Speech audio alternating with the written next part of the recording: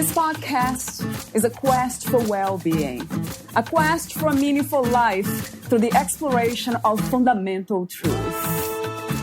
Enlightening ideas, insights on physical, mental, and spiritual health. The inspiration is love. The aspiration is to awaken new ways of thinking that can lead us to a new way of being well. Welcome to Body, Mind, and Soul Healing Conversations.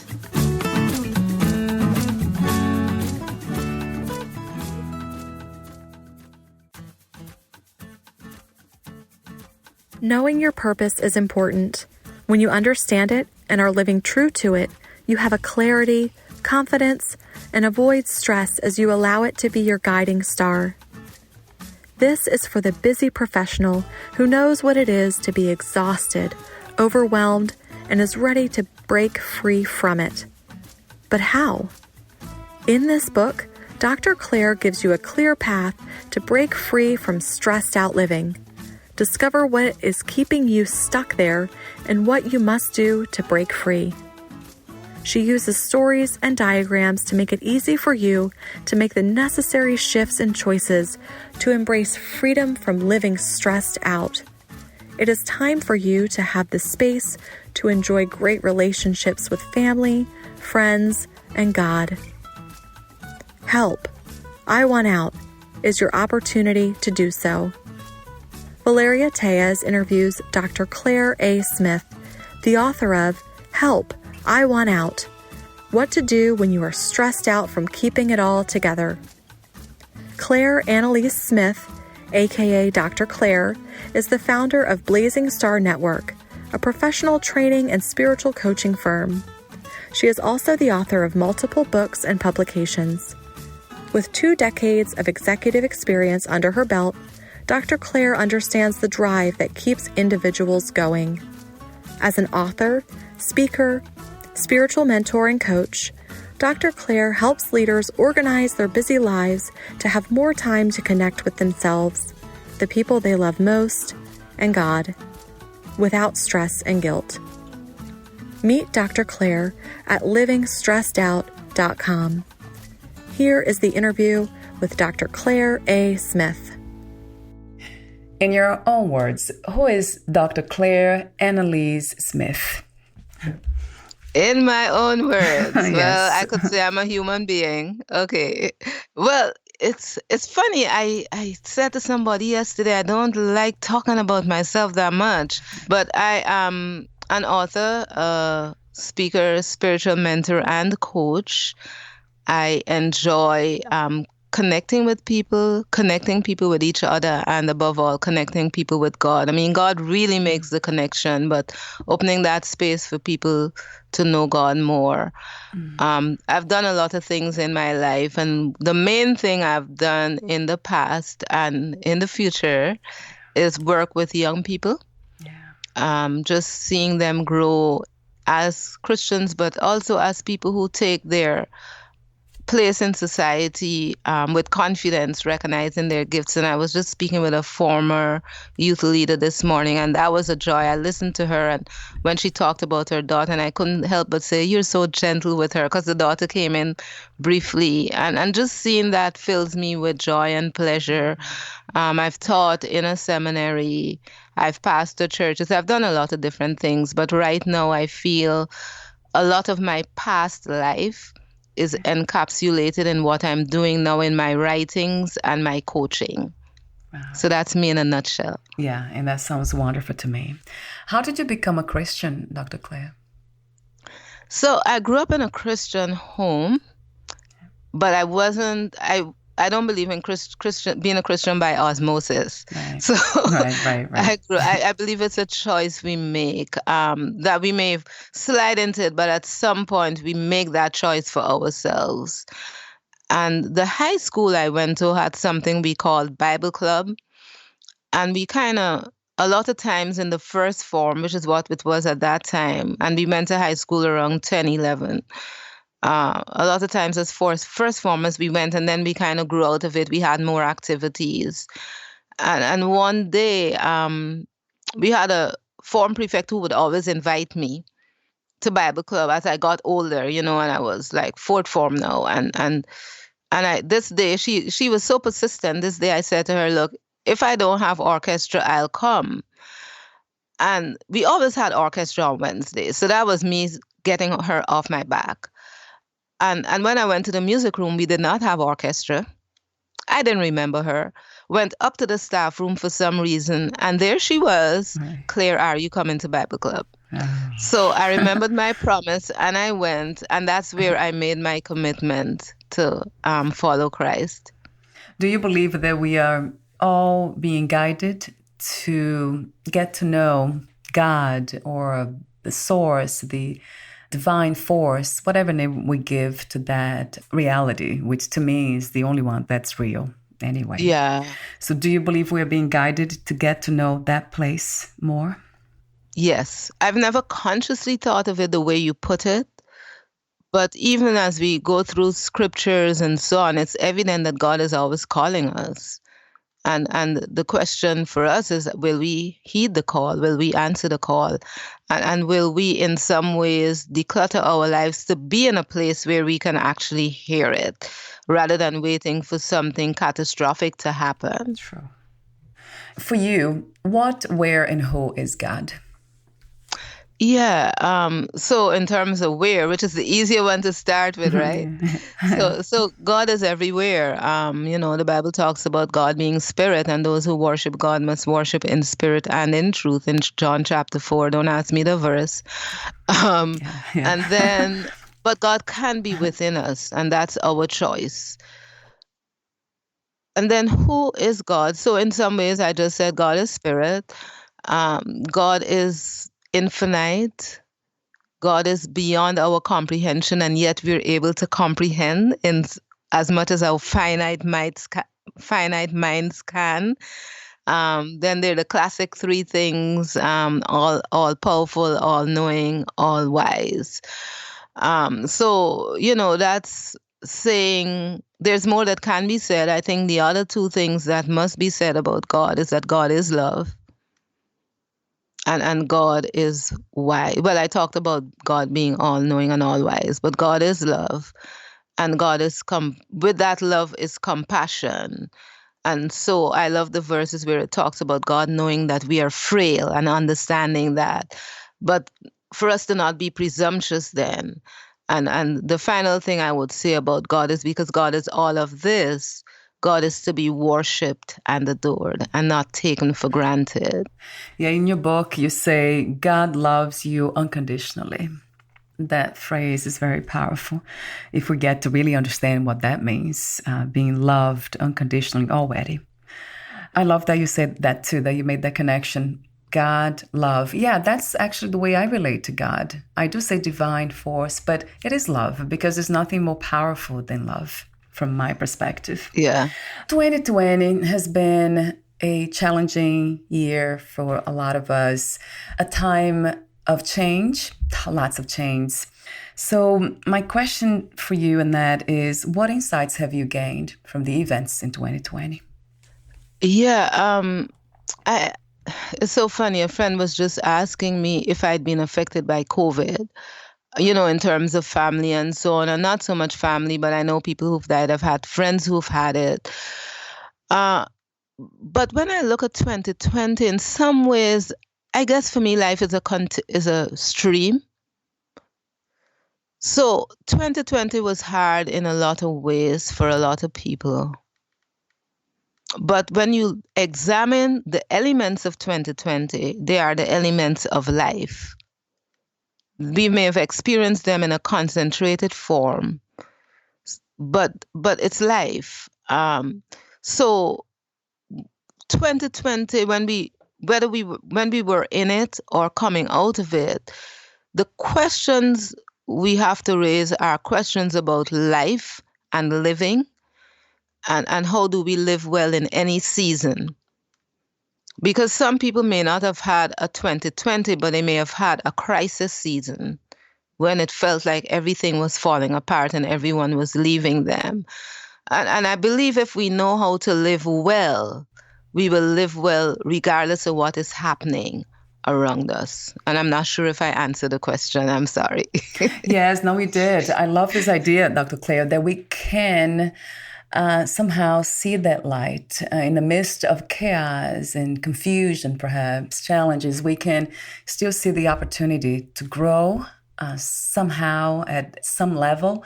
That's a very important message. And I wonder if this is actually only possible or becomes easier when we have spiritual understanding, when we have this connection with the spiritual world. Would you say that might be easier for us? I'll answer it a little differently. I don't know how you do it if you don't have that. I really don't know how you do it. Maybe it's possible, but I don't know. Because if all you have is the material, that's a very fragile state of existence, because the material is always changing. It's always degrading. I mean, our bodies degrade. Yes, we can do things to rebuild, thank God. Yeah, right. Can you imagine if we couldn't at certain stages? So yes, we know there's the renewal that happens and so on, but there's a level of degradation that's going on all the time. And if we are not able to, if we only see the material, and I think that's sometimes what makes it harder to cope. And to say understanding spirituality, and I'll just say briefly if I use the word spirituality, what I mean, the inner and outer expression of our relationship with God. That's how I understand spirituality. So if we're talking about that spirituality or God, or, and different people have different terms for God. And I find debates about that to be counterproductive. So when I say God, you know what I mean, and you know what you mean. You know yes. How you're understanding. Yes. So with that said, but at the same time, to understand that we're not talking about a crutch, right? Because some people run away because they think, oh, it's just a crutch. It's not a crutch. It's understanding life at a fuller level, understanding life at a deeper level, and understanding that as human beings, we are more than this flesh that we touch. There's the inner part of us. And so if as human beings, this is who we are, then why not tap into the one who is bigger than we are, who understands that part of us better than we do and can help us to understand that part more. And then as we do that, we're able to live beyond ourselves. We're able to live beyond the material. So then it means that in different circumstances of our lives, we're anchored. So it's not so much a crutch as an anchor that keeps not just the physical aspect, but the inner aspect. So that when you think of a buoy that's anchored in the sea, it may bob, it may roll a little, but it doesn't move. Right, true. So I love that idea. I love that analogy of an anchor and not a crutch. Right, I agree. Do you think that this is what keeps some people away from spirituality, or the idea of getting to know themselves deeper? Because that's really what comes down to, from my perspective. The more we get to know ourselves, the more we get to know love. We get to know God. What do you think gets in the way, the obstacles for some of us that reject the idea of getting to know oneself better and going beyond that? Fear comes to mind first. Yeah. I'll share a little tidbit from me. So I think for a few years, and people want to know that I did use the verbiage of wanting to know God's will, and I was serious about it, but I had reservations. So there was a part of me that was closed off from God, and it was fear. And I'll tell you what the fear was. I was afraid God would send me to work, because my call to ministry came in high school. And I harbored this secret fear that God would send me into the interior of Guyana. Now, I don't know if Brazil has an interior like Guyana has, where it's just forest and nothing much else going on. Right. And you have tribes and stuff like that. Yeah. So I had this secret fear that God would do that. So even though I was hearing God at one level, I was not hearing God at another level. And I've encountered that with people where they don't get close to God because they're afraid God would ask them to do something they don't want to do. I think there's the other fear of who we are, of being afraid to confront who we really are, because, and the fear can work in different ways, that we're less than or that we're more than.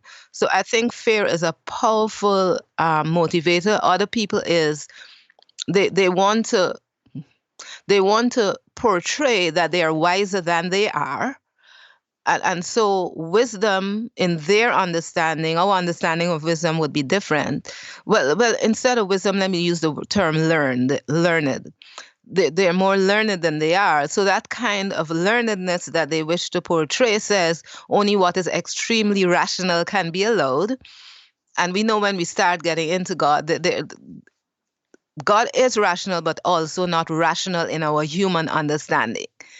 So there is that piece. If I accept that there is God and I seek to allow God to enter me and I get into God, then I may be seen as not rational. And that's where the saying, a little learning is a dangerous thing. And I think for some people, something has happened in their lives that doesn't compute with who they feel God should be. And so they're not able to get past that. And that's where I think we have to go back to love. Because I think for me, what was freeing from that fear and other things was once I understood how much God loved me, I could shift and I could allow myself to be open before and to God. What is freedom to you, and what are some of the greatest misconceptions about freedom? Freedom is living fully as you were designed to live, with the understanding and assurance that because the infinite God who created the universe loves you unconditionally, God will always have your back, so you can be free to reach out to others and to love others. So that's a base definition for me. Then when we move up to societal understanding, there are different types of freedom. However, without the base understanding of freedom, freedom becomes almost an idol. It also becomes something that's turned inward. And so you mentioned loving neighbor earlier.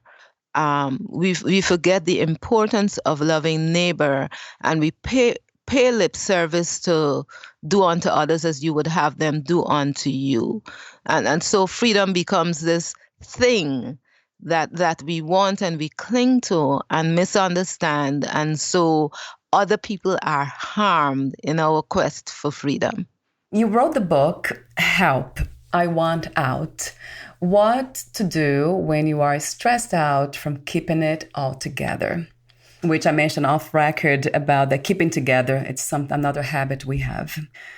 We get caught up into this, let's keep it the way it is forever, not moving. So my first initial questions are, how did you become a writer? And what was the inspiration and intention of writing your book? Yeah, the writing journey is interesting. I was thinking about that the other day, because for a while, even though I'd written, I wasn't calling myself an author. Mm-hmm. And then recently, I'm like, but you've written more than one book, so why aren't you saying you're an author? Yeah. So I think I've always loved literature and writing. And then when I was on faculty at the seminary for a season, writing was, if you're on faculty, you write. That's just something you do. The dissertation before that. But then as a faculty member, you're expected to research, to write. So I did that type of writing, not a book, but like chapter in a book. I co-edited a book. So the writing was there. And then when I started on the journey on, as a coach, well, I was finding my feet for a while. The first book I wrote was on prayer, actually. Because that was where I was and still am. Prayer is so foundational for myself, for my life. I laugh and say anybody who came out of my father's church, prayer was is just important to us. and the difference it makes. And I talked there about surrendered praying. So that was like my first. I'd done devotionals before that. I'd written a prayer and published a prayer book. But this was the first time on my own, not as a chapter or anything. I wrote this type of book. Did another one on dads. And I do like journals and different things, planners that accompany those. But this last book, it's kind of funny because I started it a couple of years ago. I started it in 2018. And I had a completely different title. It was going to talk about stress, but it was Life Is, how to stay stress-free in the midst of chaos. And it wasn't the right time. Can't explain that. I wrote a chapter, I wrote the introduction, part of another chapter, conclusion, and then I just put it aside. And different things were happening. And it really, now I look back, it was not the right time. But this whole thing, the whole stress-free thing came in because of the work I'd been doing with my clients. And how I'd found myself, you look back at the work you do. I'm sure you've done this, and you see certain strands, and that was one: stress-free, clarity, becoming unstuck. And then when at the end of last year, God said, pick up the book and finish it. But I went in a different direction because I was listening to somebody and they talked about how to title your book, and I went back to some interviews and different things I'd done at the time. And so the title is based more on where people are and how they find themselves and the challenges they're facing. And as I listen to people, and so that's a big one, especially women. And it's not exclusive to women, but I think especially women, we feel we have to do everything and be everything. And I had that season in my life. So you create your stress in some ways. So, and then you're in this situation where you just want to get out of it, but you feel you can't. You feel trapped. So what do you do? And that's the $1 million question. What do we do? Wow. Yeah, I'll be asking you lots of questions to explore that one. But before that, why did you choose to create the Blazing Star Network? Yeah, okay. I've had anybody ask me that. I tell people, but they don't ask me. So I started with surrender and prayer. Like I said, prayer is important, it's foundational and all of that. And then I actually, my title was actually spiritual mentor and prayer coach. And I was speaking with somebody and she said, well, when I heard your title, I didn't realize you could help me with my everyday journey. I was telling her about the work I was doing. So I realized both my title and surrender and prayer were getting in the way of people really seeing me as somebody who could help them in everyday life. So I was praying about and searching for a different title. And Blazing Star came to me. I don't think Blazing Star came first. It was Blazing something. I don't remember. But there are two reasons why Blazing Star is important. One is, like, for many people, the fire has gone down, but the embers are still there. It just needs oxygen to come back to a blaze. So Blazing Star seeks to provide that oxygen.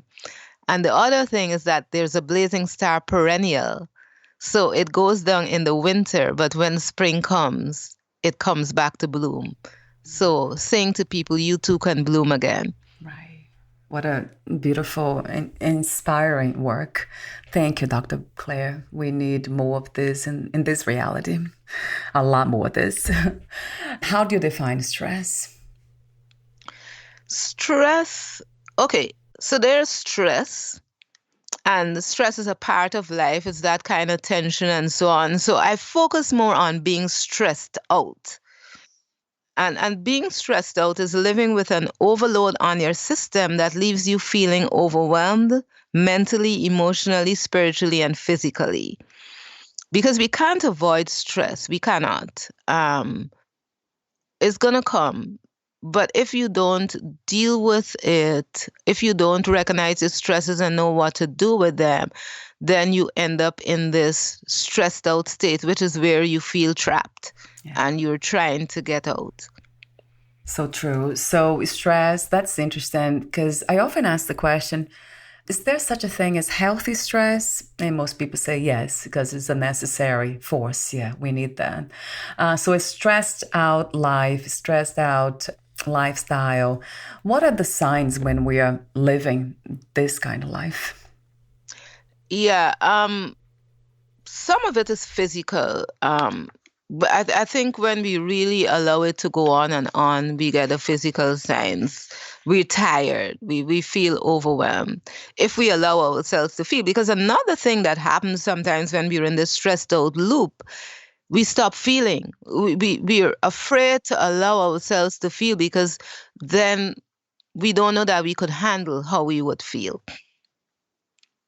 But people are overworked. They're trying to do everything, like I said, do everything, be everything, and they're burning the candles at both ends, always tired, never have enough time for the important things and important people. Sometimes family comes last.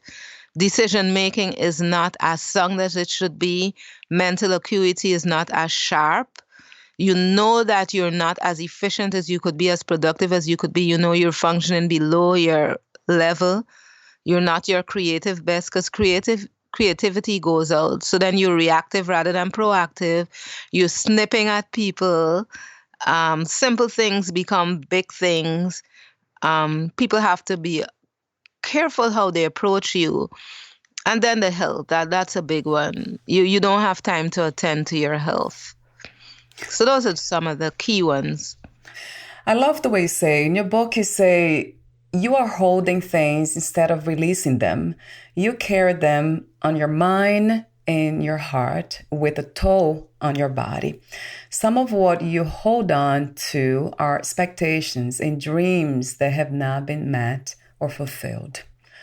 Interestingly, I love the way you said this idea of holding, worrying, doing, and trying too hard, which is very true, or the combination of all of these coming together and then results in this stressed out life. So I'm wondering if having a purpose or recognizing, finding our purpose could help. Yeah, definitely. Because oftentimes we're all over the place because we lack purpose. I said to somebody, and I'll just say something about time here quickly. I was saying to somebody, we were talking about time management, and I said, when you have an ongoing issue with time management, it's a sign of a confused mind. So a lot of times we deal with the symptoms and not the heart of the issue. Purpose is critical. Why are we here? That's at the broadest level. And one of the things I say in the book is, if the only thing we did was love God and neighbor, that would be part of the purpose. And I said that because I don't want people to get paralyzed because they don't know their purpose. Right, true. So at the macro level, we're all here. Love God, love your neighbor as you love yourself. And that's the first order. But then in terms of purpose and not being stressed out, when purpose is another one of those anchors, I'll use that word again. It's another one of those anchors because we are able to ask ourselves, is this aligned with what I should do? And especially for talented people, okay, everybody is talented, but some people just seem to be able to do a multitude of things, right? Let's face it. And when you're like that, the temptation is often to try and do everything. And when you have guilt added to it and all these different things, you just find yourself going and going and going.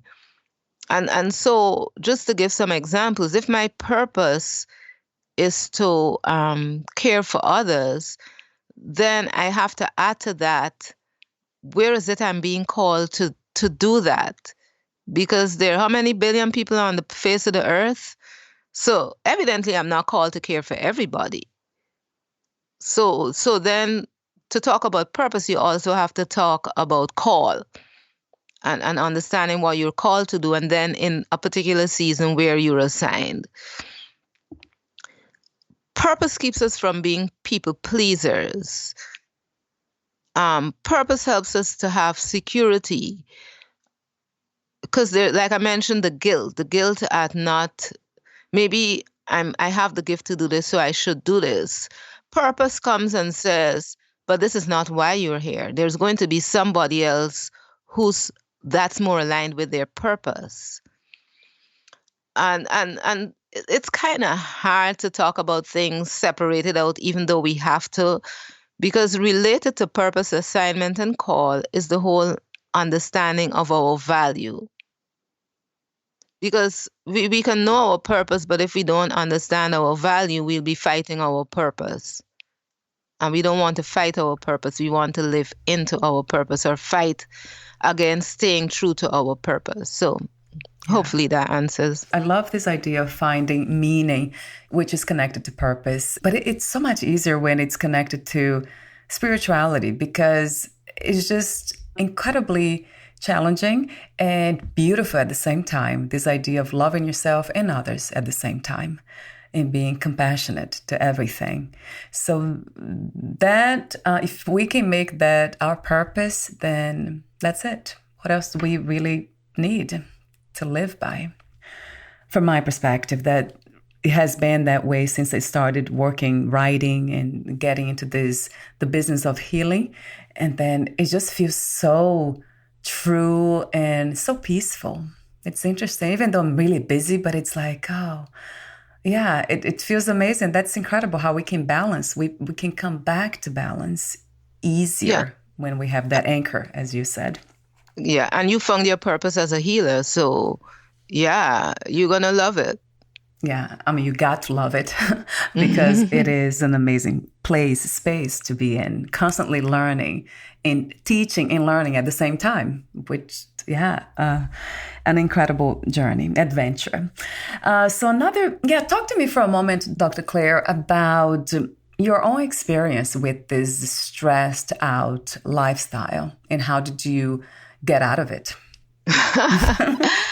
I tell people sometimes that I seemed to have, it wasn't conscious, but I seem to have lived by the motto, I don't stop, I drop. Part of it was health related and I didn't understand what was happening at the time. But also there was so much to do and little time in which to do it. And I think there's a space for going all out. It's just when it's chronic all out. A friend once asked my brother for me and he said, she doesn't really live here. She just stops by every now and then. Right. Wow.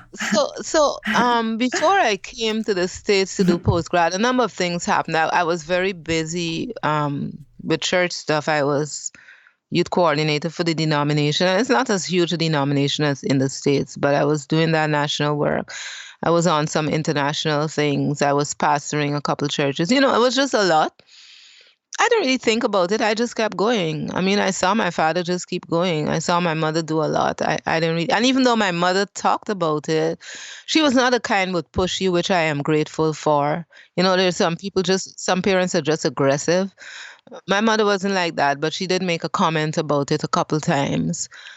The year before I came, she died. And it was unexpected. Yeah. We knew a few days before it happened, but it was unexpected. And a few months after that, a cousin died. So there was that kind of stuff going on. So by the time I came to do my postgraduate work, I think I was stressed out. I was stressed out because I was doing too much. That same thing you talked about. I wasn't worrying has never been a big part of my life. And I think that's because of my faith in and relationship with God and Christ.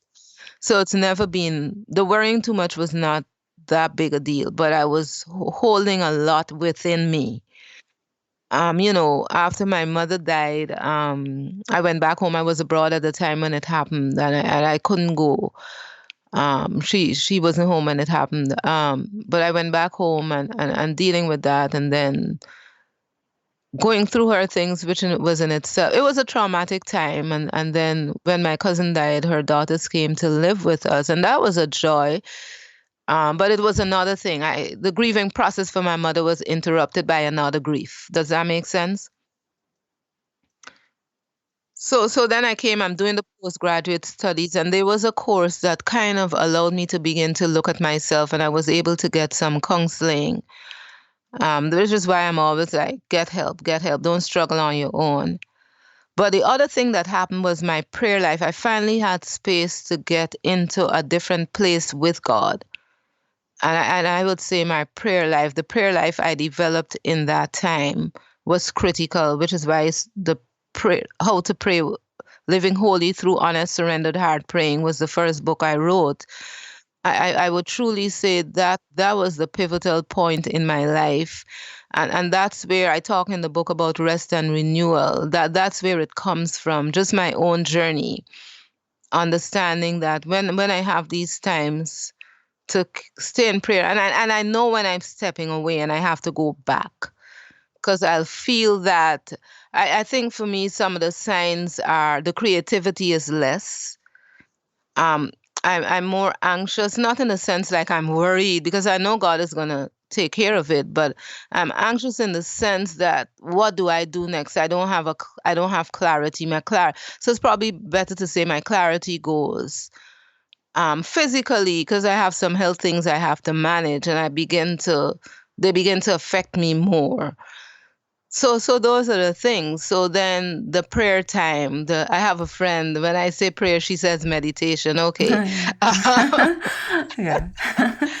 We're at different places. But yeah, just having that daily renewal time and then the weekly renewal time, which is more extended, that has been pivotal. When I was doing the doctorate, it was really a lot. I had a lot to do and manage the health as well. So I found like the daily thing wasn't happening as much as I wanted to. And then I started doing like a weekly, spending more extended time. And the whole concept of Sabbath grew over time with me. I didn't start where I am now, but it got me to where I am now. Wow. I love that. How you're able to navigate this road, this realm of living a stressed out life and then finding the way out of it. And a lot of wisdom. To me, that's what it's all about, going through all these difficulties to come out of them wiser, so we can live by those lessons, not just live by those lessons, but also teach others. And that's what you have done. That's the job of a teacher. You go through in order to teach, go through to whatever it is. So when it comes to prayer, I know that I have to talk to a lot of people, and people around me, my own husband, that's what he does. He prays. So prayer, how is it different from meditation? What does it feel like for you when you pray? Yeah, how is it different from meditation? I'll start with just my understanding of prayer. I think they intersect. For me, prayer is surrender. It's surrendering all of who we are to all of whom God is. And so prayer can happen in different ways. It can take different forms. I used to have this formula that people use, and I don't do that anymore. It's just go to God in reverence and allow yourself to be with God and what you need to say to God. And if you don't need to say to God, just recognize who God is and worship God and give God thanks and praise. So for me, prayer is ongoing, but then I have specific times when I pray. Then when I think of meditation, like I said, there's an intersection. If I were to meditate, it's just that being still, but then I do that when I'm praying too. I think for some people, and then the Bible encourages us to meditate on the word, so we maybe just be quietly focused on a verse or a fragment or so. I think for some people, meditation is not necessarily involving God. But when I hear people talk about meditation and some of the effects of meditation, I'm like, well, I get that in prayer. But it's I think the thing is in prayer, if it's just that time of prayer where you're just talking all the time, or if it's the time of prayer where you're being still. Psalm 46 verse 10, it says, be still and know that I am God. So if we're being still and knowing that God is God, and we're just allowing God to lead us where God would in that space, I think it very much becomes close to meditation. And the thing about it is when we experience God a particular way, we always want to invite others to experience God that way. And I think that's legitimate once we don't force people. Right, I right. think it's legitimate to say, this is what I found, and I invite you to explore it and share it, Yeah. Yeah. That's an important piece, yeah, as long as we don't force anyone to think the way we do, right? Jesus never did. Yeah, because it was all about love. That's the most amazing thing. Yeah, when you surrender to love, that's it. And then you become it. Do you believe that Jesus was God? Yeah. You do. Yeah, so he was an embodiment of God.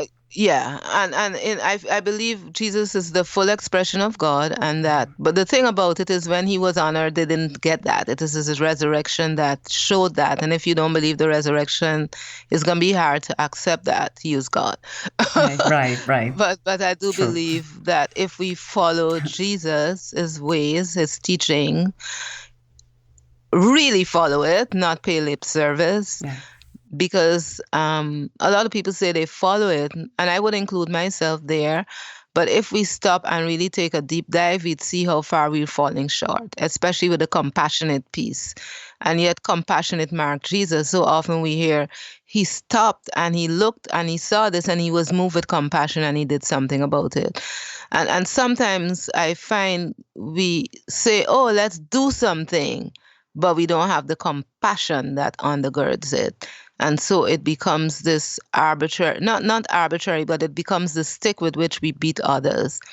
And that happens on all ways on the spectrum continuation of Christianity. I don't say that because when I say that, I know some people, their mind will automatically go to a Christian group. No, this is across the board. Unless we have the compassion underlying it, we become what Jesus told the Pharisees they were, because they weren't bad people.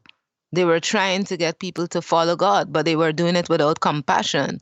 So they were putting burdens on people. So always we have to start with that. That's why, I guess Jesus said the greatest commandment is to love the Lord your God with all your heart, your soul, your mind, your strength. Love your neighbor as yourself.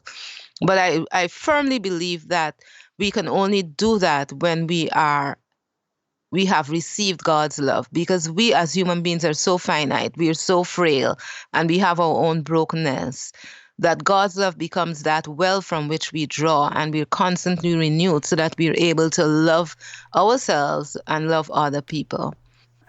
Compassion. Yeah, what is compassion to you, Dr. Cleo? How would you explain that word or that state of being?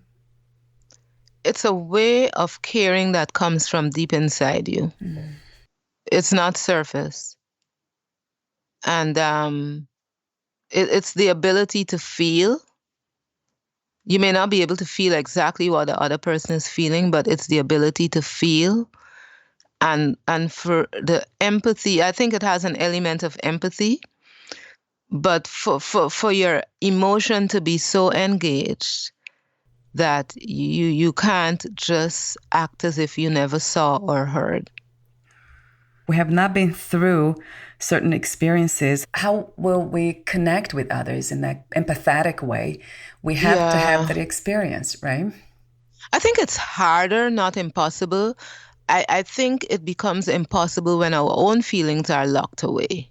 Mm. I think that's where the impossible comes. Certainly, going through it makes it more possible. Right. But if you go through and you still didn't, and your feelings are still locked away, which is where God's liberating love comes in. We always got to come back to that love, right? Right. But that's where it comes in, because it's that love that frees us and says it's okay to feel. Because for some people, it's never been okay to feel.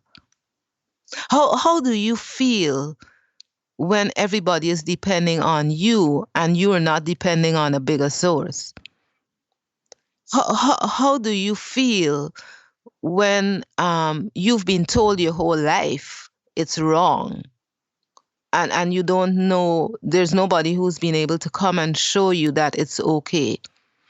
How do you feel when you were the child who cried easily and every time you cried you were mocked?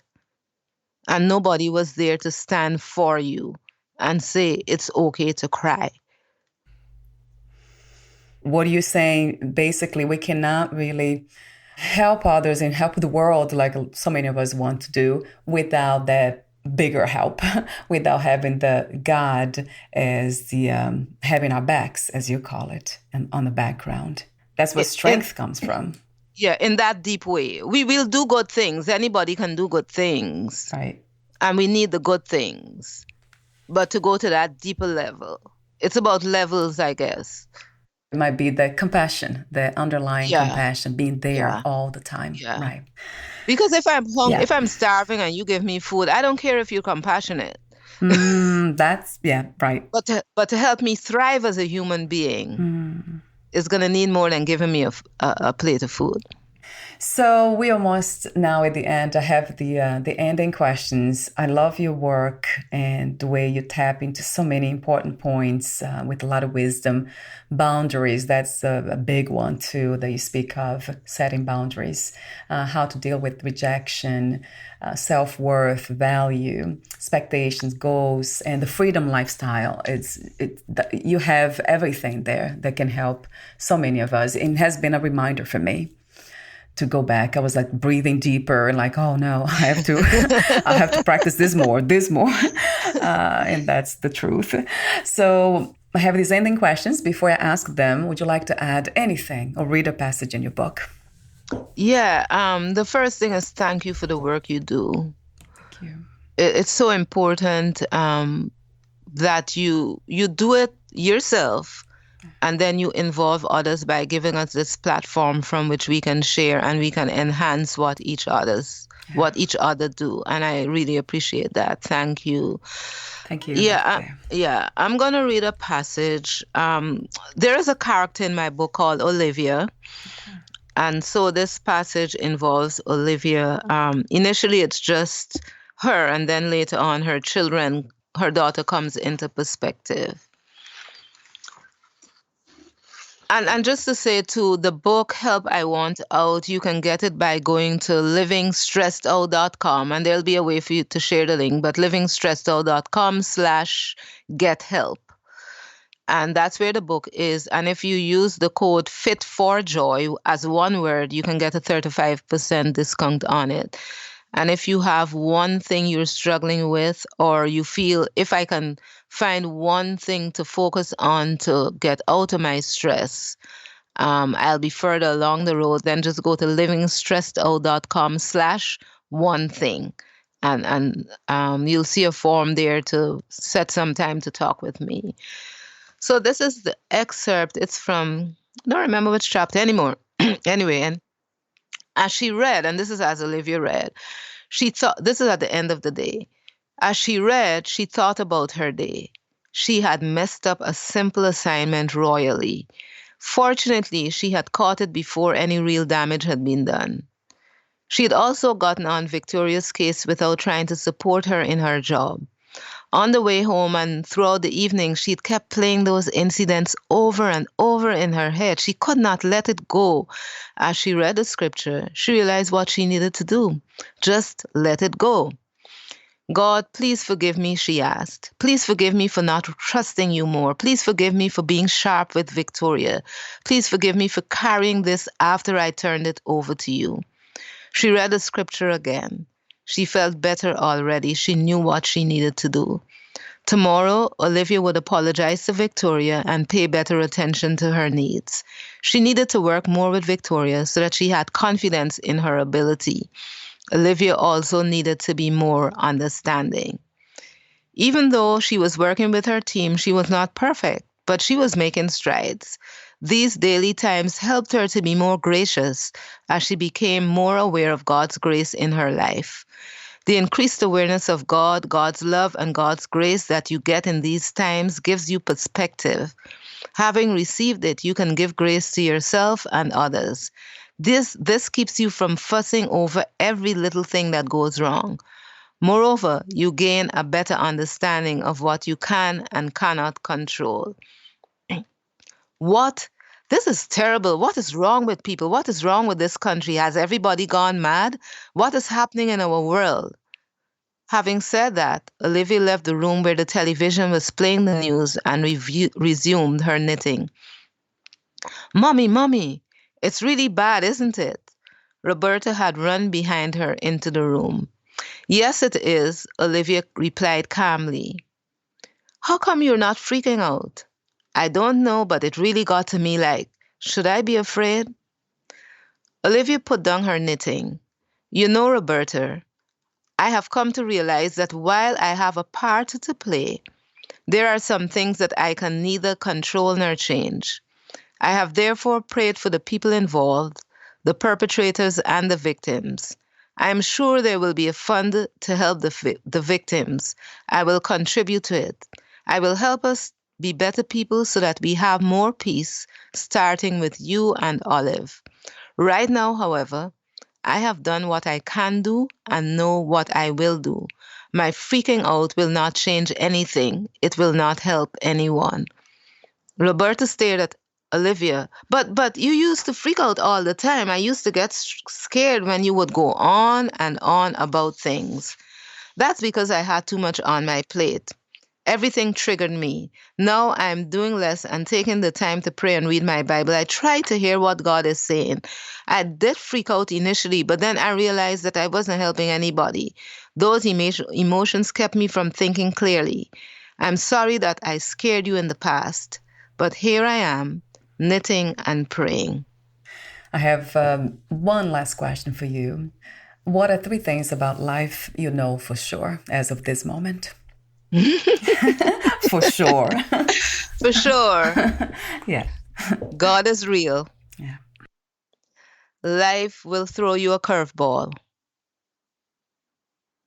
And you are created for more than you would ever know. Thank you so much for your peaceful, beautiful presence, the messages that you have to share, your courage to do so, and everything else in between. Thank you. So before we say goodbye again, please tell us about your website again. Where can we find more information about you, your books, products, services, and future projects? Yeah. My main, I have several sites, but the main one that relates to my work in dealing with stress, which is what we've been talking about, is livingstressedout.com. So that's where you'll find the overview. In terms of the book, Help I Want Out, livingstressedout.com/gethelp. And again, the coupon, and do it within a week of this podcast airing. The coupon to get 35% off is Fit for Joy, one word. And then in terms of if you want to identify one thing to work on to reduce your stress or just for life to be better, livingstressedout.com/one thing. And the one thing is not going to, you may not see it on the website. I haven't decided yet if I'm making it public, but I know for sure I'm making it available to your listeners, your audience, livingstressedout.com/one thing. Wonderful. I'll have the link on your podcast profile too. Thank you so much again, Dr. Claire, and we'll talk soon. Yeah, let's keep in touch. I love this. Thank you. Yeah. I love your wisdom. Bye for now. Thanks. Bye-bye. Thank you for listening. To learn more about Dr. Claire A. Smith and her work, please visit livingstressedout.com. To learn more about this podcast, please visit fitforjoy.org/podcast. Thank you again for listening, and bye for now.